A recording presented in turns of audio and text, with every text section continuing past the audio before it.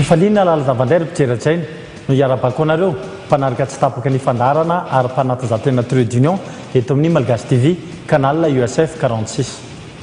Tsara manamarika fa afaka manaraka mivantana zao fandarana zao ihany koa nareo ao amin'ny Star Times ka ny canal 107 izy ho an'ny Analamanga ary ny canal 748 kosa manerana ny faritra. Betsika ihany koa nareo no manaraka amin'ireny tambajora serasera YouTube sy Facebook reny. Rehefa miditra ao amin'ny trano kala Malagasy TV dia afaka mahita mivantana an'izao trade union izao ihany koa.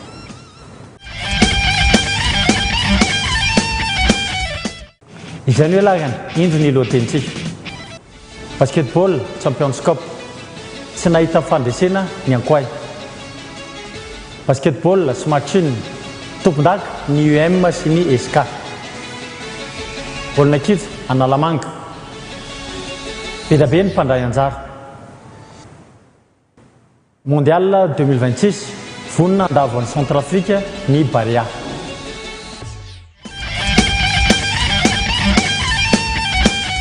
Andaontsika fandarana arany, andaontsika iresaka manodidina ireo taranjam-panatanjahantena izay anisany nahoraka tamin'ny faharinenandro iny. Ny voalohany amin'izany dia andaontsika iresaka manodidina taranja basket na ny Champions Cup ho an'ny lalaovin'olona telo miaraka izany. Totosa tamin'ny alady lasa teo ny fedianany Champions Cup eo amin'ny taranja basketball lalaovin'olona telo ansokajy lehilahy sy vehivavy izay anisany nandraisan'ny ankoay Madagasikara anjara tamin'izany fifananana zany. Raha ny vokatra aloha dia azo lazaina hoe tsy naomby ny ankoay Madagasikara na teo amin'ny sokajy vehivavy na amin'ny sokajy lehilahy satria faharesena avokoa no azon'izy ireo nanoloanandreo lalao telo. Na izany naty izany nefa dia omeko anareo aloha ny vokatra teo amin'izany lalao telo izany. Ho an'ny sokajy vehivavy arany dia lavon'ny Chine tamin'ny lalao voalohany tamin'ny isa 2020 ry Muriel sy ny namany. Tamin'ny andro faharoa kosa indray dia mbola lavon'ny Canada tamin'ny isa 2021 ry Sidy sy ry Christiane. Ary tamin'ny lalao fahatelo moa zany dia mbola niondrika nanoloan'ny ekipan'ny Allemagne tamin'ny isa 9-12 izy efatra miravavy ireo. Teo amin'ny sokajy lehilahy kosa indray dia lavon'ny Serbie izay tompondaka an'ity Champions Cup ity tamin'ny isa 2017 ry Elisy ry Arnold. Ary tamin'ny lalao faharoa dia mbola faharesena ihany koa no azony zareo tamin'ny isa 2014 nanoloan'ny Autriche. Tamin'ny lalao farany moa zany dia tamin'ny isa 17 no nandavon'ny Pays-Bas ny ekipan'ny ankoay Madagasikara. Raha izany vokatra izany aloha dia azo lazaina hoe tsara ihany zany satria nahafahan'izy ireo nahafantatra hoe aiza hoaiza ny tena nivoan'izy ireo izay tompondaka any Afrika tamin'ny farany teo raha mitamin'ireo ekipa tompondaka any amin'ny faritra ivelan'ny Afrika.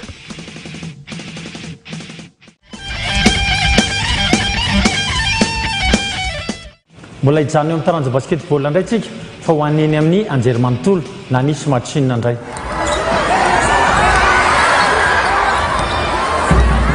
Totosa tamin'ny omaly alady ihany koa ny lalao famaranana ho an'ny fifananana sy matchine andian'ny faha 12 eo amin'izany taranja basketball izany. Raha ho an'ny sokajy vehivavy arany dia voatazy ny UM hatrany ny amboara raha izy ireo nanomana andrombaka ny andian'ny fahafolo ka dia lavin'izy ireo tamin'ny isa 2-10 tamin'ny isa 4-7 ny ekipan'ny SK Antanimena. Efa tany amin'ny fanalavaam-potoana vao nahita an'izany fandresena zany ny université ny UM. Teo amin'ny sokajy lehilahy kosa indray dia fandresena indray no an'ny SK nanoloana ny ekipan'ny ASM tamin'ny isa 7-70 noho ny 7-20. Mbola tany amin'ny fanalavaam-potoana ihany koa no nandresen'ny SK an'izany ekipan'ny ASM zany teo amin'ny sokajy lehilahy. Azo lazaina hoe dingana lehibe ny vitan'ny mpikarakarana sy matchina satria dia afa-po tanteraka ny mpanaraka an'izany fifananana zany. Raha azo lazaina hoe feno foana ny lapan'ny fanatanjahantena sy ny kolontsaina nandritra n'iny herinandro nanaovana izay andian'ny faha 12 izay.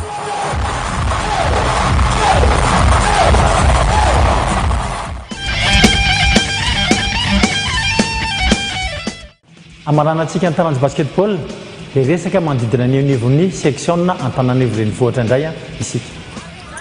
Niditra teo amin'ny dingan'ny manasa-dalana ny fifanana iadinan'ny tompondakan'ny Antananarivo renivohitra eo amin'ny section tamin'ny faharinenandro teo tetsy amin'ny kianjam-bary Mahamasina. Lalao efatra no anisan'ny tena nanamarika an'izany andro izany. Dia ity voalohany dia teo amin'ny sokajy latsaka ny 12 taona sokajy zazalahy. Ny lalao voalohany dia ny fihaonan'ny Saint-Michel sy ny NBE.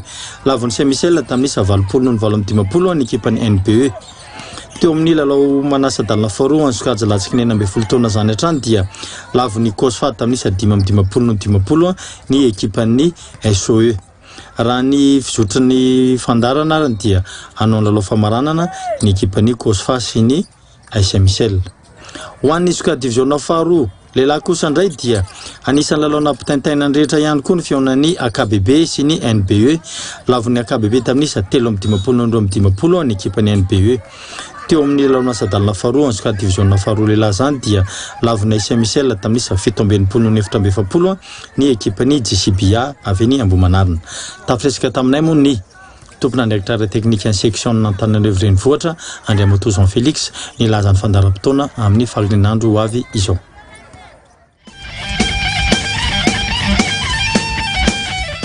Raha izay no mahakasika ny taranja basketball, mbola taranja ho an'ny daholo be ihany manaraka dia ny taranja volleyball indray.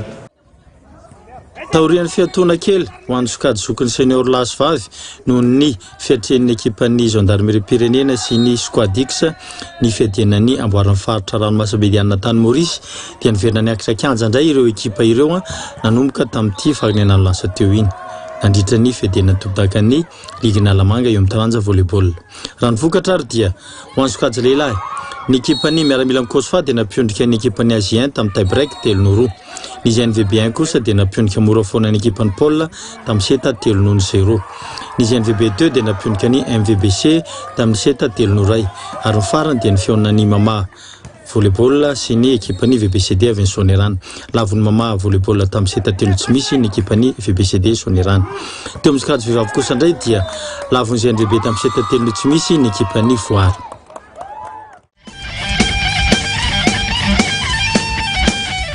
Raha izay no mahakasika ny taranja volleyball, dia indrayntsika hiditra eny amin'ny taranja baolina kitra ka nisan'ny tarantsika amin'ny baolina kitra dia eny anivon'ny kitra division voalohany ho an'ny Ligue Nalamanga. Niditra amin'ny andro fahaenina ny fiadiana tompon-dakan'ny Ligue Nalamanga eo amin'ny taranja baolina kitra Soka division voalohany teny amin'ny kianjan'ny CFFA Iavoloha. Raha ny vokatra avy hatrany aloha nomeko anareo dia azo zany hoe songadina ny fandresen'ny ekipany Cospen ny ekipany ASR tamin'ny Sinisa 3-1. Ny fifanana eto amin'ny Ligue Nalamanga dia miditra eo amin'ny andro fahaenina itsika izao. Ia, anisan'ny ekipa nandray anjara tamin'ny Ligue Nalamanga 2024 dia nisy 2-30 teo. Mizara vondona 4 nisy ekipa 7 avy. Dia izay 4 voalohany amin'ny poule io zany no miatrika ny ampavalon-dalana izay journée roa sisa dia hiatrika an'izay ampavalon-dalana izay.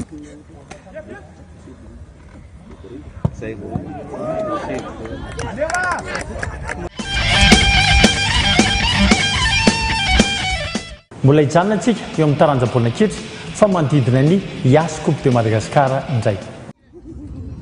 Andro voalohan'ny fifaninana edianany amboara Madagasikara eo amin'ny taranja baolina kitra koa ny tamin'ny fagnenandro teo ny lalao ketraketra ary anisan'ny vokatra azo teo ampelantanana ny fihaonan'ny FC Soleil tamin'ny ekipany ASPN. Lavon'ny FC Soleil tamin'ny Sinisa 3-2 ny ekipany ASPN. Ny LGK Plus Génération kosa indray dia nampiondrika ny ekipany Premium tamin'ny isa Raino tsy misy. Efa tany amin'ny fanalavam-potoana voalavon'ny Bevalala FC tamin'ny isa 5-2 ny ekipany Fatami. Ary farany moa zany dia ny ekipany Avenir Academy Analanjorofo dia nampiondrika ny ekipany Fanoisoa Vandiana tamin'ny isa 2-2.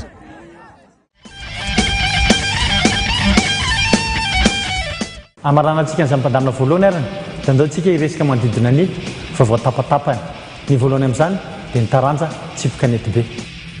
Nosokafana tamin'ny fomba ofisialy teny amin'ny alalan'ny fifanana ho an'ny sokajin'olona telo miaraka na ny triplette ny fiadiana tompon-daka Madagasikara eo amin'ny taranja Tsipokanety be izy nitanterahana teny amin'ny kianja soa mandrakizay tamin'ny fagnenandro teo. Raha ny mpandray anjara aloha dia zany hoe nisongadina ny fahavitrihan'ny mpandray anjara teo amin'ny sokajy senior lehilahy satria dia natratra 7-20 ny mpandray anjara tamin'izany. Fa raha totalina ho an'ireo sokajy sandriny ka hatrany amin'ny sokony dia natratra tany amin'ny 300 mahery ny mpandray anjara. Raha ny ekipa azo lazaina hoe nisongadina aloha dia ny ekipan'ny UBM avy any Ambohitrimanjaka satria dia saika izy ireo niromboka ny anagamboninahitra ho an'ny sokajy triplette ho an'ny sokajy lehilahy izany.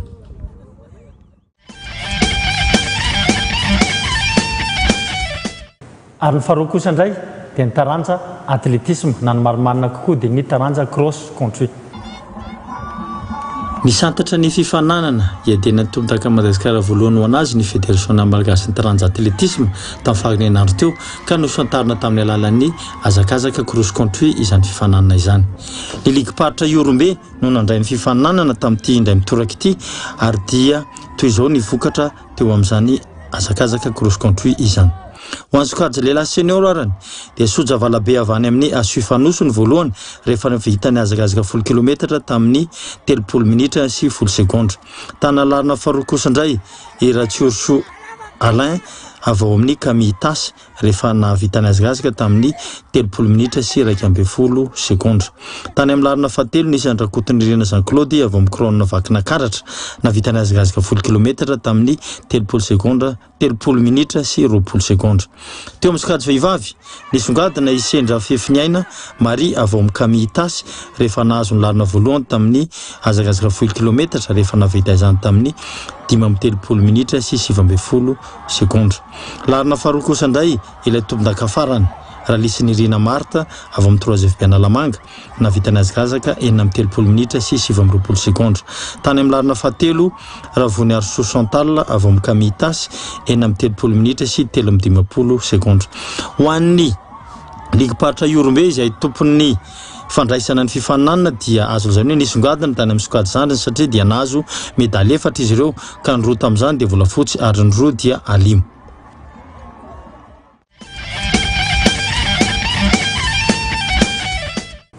Manodidina taranja baolina kitra raha ny marimarina kokoa dia ny équipe-nany malagasy eo amin'ny taranja baolina kitra izany na ny Barea Madagasikara.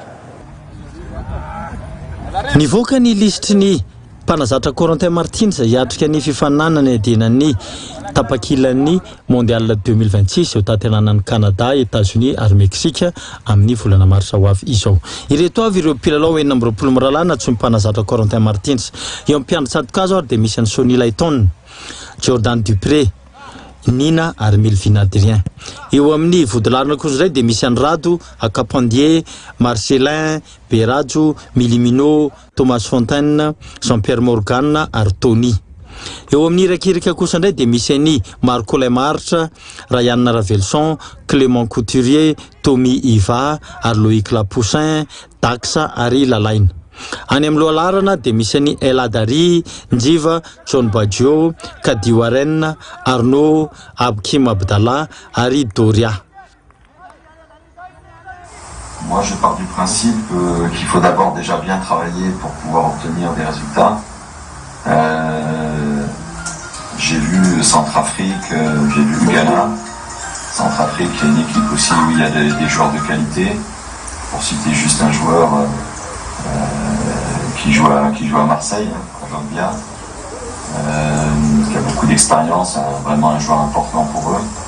Et puis après au Ghana, un joueur de haut niveau qui joue à Arsenal, qui joue en Angleterre, qui joue en Espagne. C'est vrai qu'il y a beaucoup de joueurs de qualité. Le Ghana, bien sûr, sur le papier, plus de talent. Nous, on va jouer avec nos armes, on a des joueurs de qualité aussi. J'ai vu le match aller contre le Ghana, il y avait donc perdu 1-0 la 97e minute, avec des occasions aussi pour Madagascar pour marquer. Ça n'a pas été le cas, mais en tout cas, voilà, moi je vais d'abord me concentrer sur notre équipe, sur nos joueurs, pour qu'ils soient au maximum sur le terrain pour faire un bon match à chaque fois sur les deux matchs contre Centrafrique et contre le Ghana. Dia nisy ihany koa ireo pity azo lazaina hoe pity tompona andraikitra amina club anisany anome ny heviny manodidina izay fivoahan'ny listry ny Barea zay ary indrindra dia manodidina ny lalao miandry amin'ny Barea anankiroa. Hitako an'le regroupement aloha goragora betsotra ny taloha ihany dia ny anankiray tsisy fanomanana firy zany dia io foana nefa navoan'ny Barea hatramin'izay fanomanana tsy ampy mihitsy satria ny olona amin'ny regroupement zany efa 2 mois 3 mois 6 mois efa ray taona ary efa misy manao an'izany efa satria fantatry zareo amin'izao datina élimination io dia nefa n'le izy ny atsika ve ray andro dia ray andro amin'ny préparation za sura aloha fa ankina amin'ny eo ambony aloha hoe raha maresiny tsara fa ny raha resy dia tonga dia hita mitsy hoe goragora no amin'ny fomba fitantanana an'le Barea zany tena nahita zay jereo ny olo reny Centrafrika zao efa nanomana be mihitsy izy ary efa pré be mihitsy izy nanao tamintsika efa ntsika zany jereo reny élément lainy reny zany zao ny fahitako anazy ary na resaka mbola cohésion automatisme zao mbola mety tsisy mihitsy satria samy manana ny fahaizana.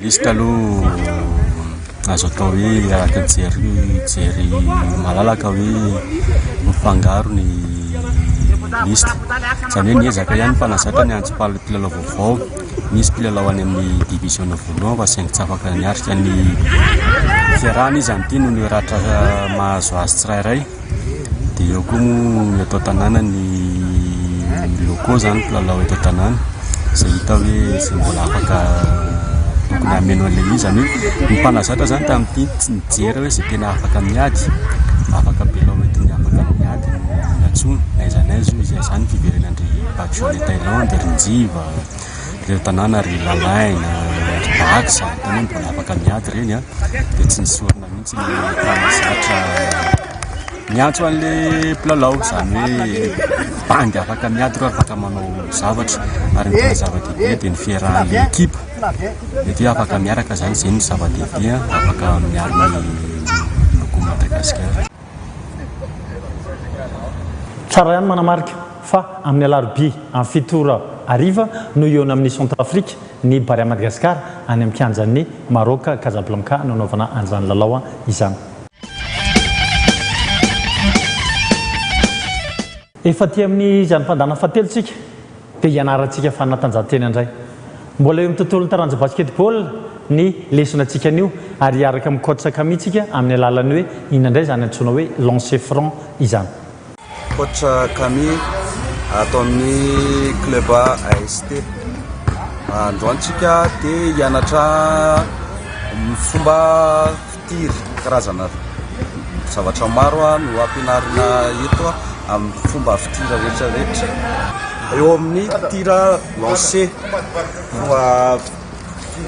fitoerana voalohany indrindra fipetrahana rehefa tifitra lancer mipetraka mahitsy tsara eo alohan'ny cerceau mipetraka tsara mifanitsy tsara eo alohan'ny cerceau. Ity zao joueur raha mijoro izy zao eo tovy tsara fivelarana amin'ny épaule ny tongotra anankiroa mipetraka tsara ny appui. Raha mijoro izy zao eo fasin'le cerceau ka mandroso izy mifanitsy tsara ao anatin'ny panier izao enao zay na maka place mipetraka face au panier tany fléchi ny tanana rehefa mandray baolina ty tanana mipetraka tsara eo amin'le 5 doigts ny baolina. Tsy azo atao no mametraka tanana miraikitra ohatr' zao fa tsy maintsy mipetraka eo amin'le 5 doigts dia misy creux ohatr' zao io. Alefa fléchi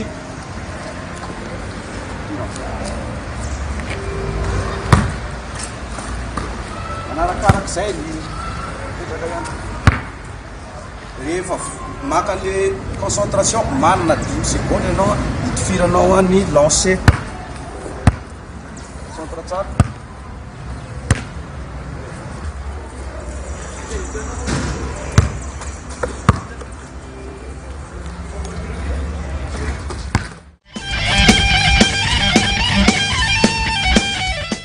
Iresaka manodidina ny élongation indray tsika miaraka amin'ny docteur Jimmy ato amin'izany mpandarina manaraka dia tsy inona zany fa ny hoe fanatanjahantena sy ny fahasalamana.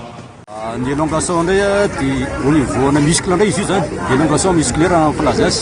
Élongation musculaire zany matetika zany izy io manana le qualité zay manko muscle hoe mialava zay izy io dia misouple zay le muscle zay le qualité le muscle dia eo lasa misy fo mouvement koa atao na misy sokasoka amin'ny tranga atao anatin'le izy dia possible koa zay mety hisy rupture fibre kely ihany koa zany anatin'le élongation any dia zay non misy muscle rupture fibre zany anatin'le muscle dia zay zany no matetika miteraka antsona hoe élongation zany hoe fanakaikikaiky amin'le claquage zany zany koa amin'ny élongation zany mbola azo zany hoe eo anao zany tsy mahay maratry sur le terrain rehefa vita mihitsy ny compétition zay anao vao maheno an'le douleur na hoe rehefa tsindrina mihitsy le ohatra hoe palpenao zany le muscle touché zany le muscle marary dia maheno douleur fa raha mivio zany raha mandeha fa tsy dia mahay marary eo zany le joueur amin'izay fotoana zay na vita ny lalao na napitsony mihitsy zay vao tena maheno douleur iny ohatrany hoe longation zany raha hoe resaka le signe zany zay resahako zay mitovy ihany ny fitsaboana tsisy afatsy ny premier soin de glaçon ihany aloha ny ampiasana voalohany indrindra raha sur le terrain tsisy akoatran'izay dia iny koa zany tandeha manana le tonga dia mampiasa baume chauffant satria mety vao maky an'iny mampalemilemy misiko karaha vao natsakatsaka zany tsika amin'izay fotoana zay mampiasa baume mafana vao maky zany mifragile le misiko amin'izay fotoana zay fa en première intention zany premier soin tsisy afatsy glace foana zany natao voalohany dia 8 heures ny ampitsony dia afaka mampiasa baume chauffant arakaraky le gravité zany. Aty amin'ny isan'ny mpandama farany atsika dia resaka hoe izy indray sportif atsika atao amin'ny portrait mpitondra baolina na antsoina hoe meneur de jeu ao amin'ny ankoay ary anisan'ny angadina nanana sy vinahitana ny tapakilany afrobasket 2024 izay tanterana any Angola no sportif atsika anio tsy iza zany fa ilay mpilalao mila ravinahitra Rija tsy andely zay ndao mpahafantarina atsika arany Rija sy ny tontolon'ny taranja amin'ny basketball.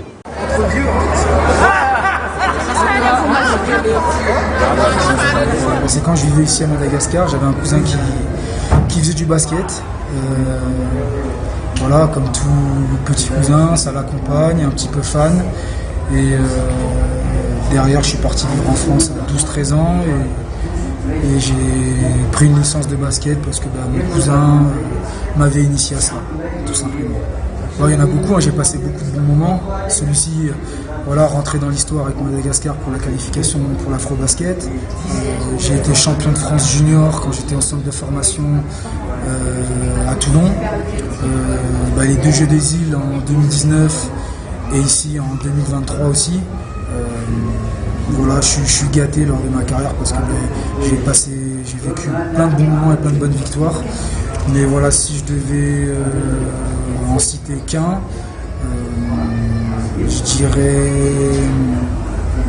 voilà, peut-être en 2019, parce que ça faisait longtemps que Madagascar cherchait une lance de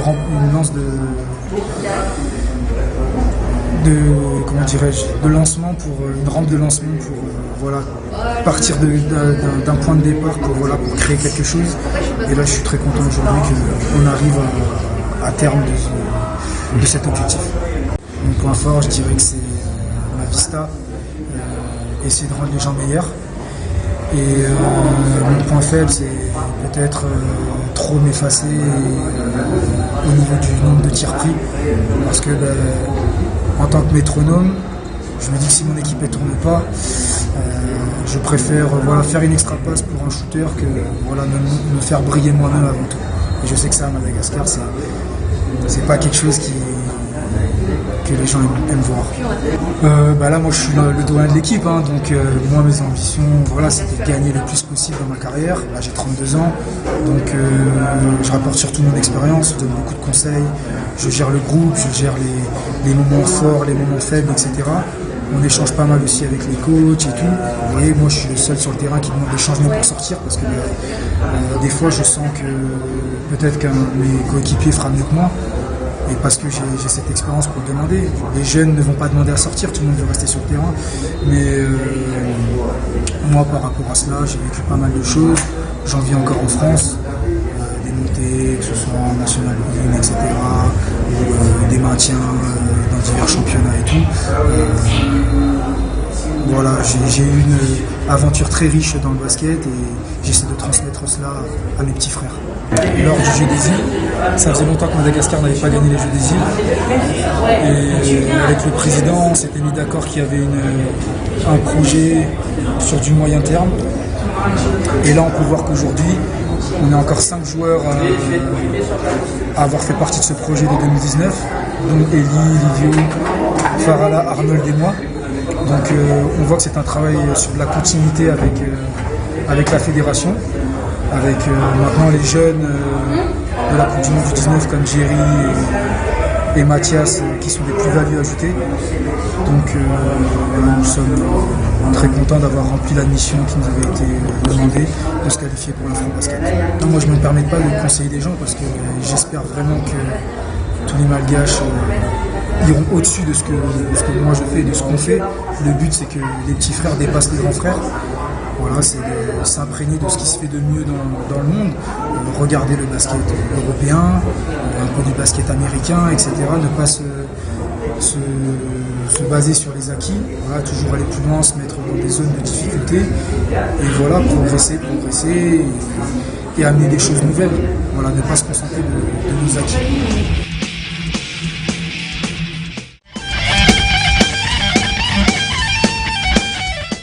Iny portren'ny Rijinkory mpiteratrainy no nentika namarina sady ny fandarana ary mpanatijatena trade union anio alina. Eto ny tenako tsy haiko ny tsisy ohatran'ireo teknisianina izay tariny dino Tiana Razanakoto, Votsiny, Yango Zaralapino, Ientso, ao ihany koa Rimanda Tsilavina. Izay manao ny tsio zavatra mampita ny sarotry ny feony amintsika isan-tokantrano andro. Ary isorona ihany koa ny artikla rary etsy fanombojanary izay mampiakanjo ny tenako amin'izao fandarina izao. Ary indrindrandrindra dia ianareo mpijery mpanarika tsy tapaka ny fandarina trade union.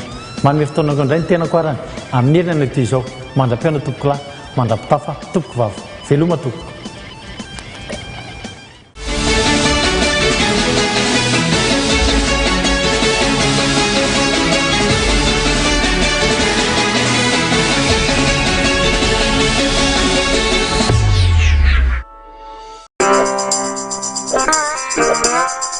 Médium et astrologue, pretra milaza ny lasy ny ankehitriny ary ny ho avy.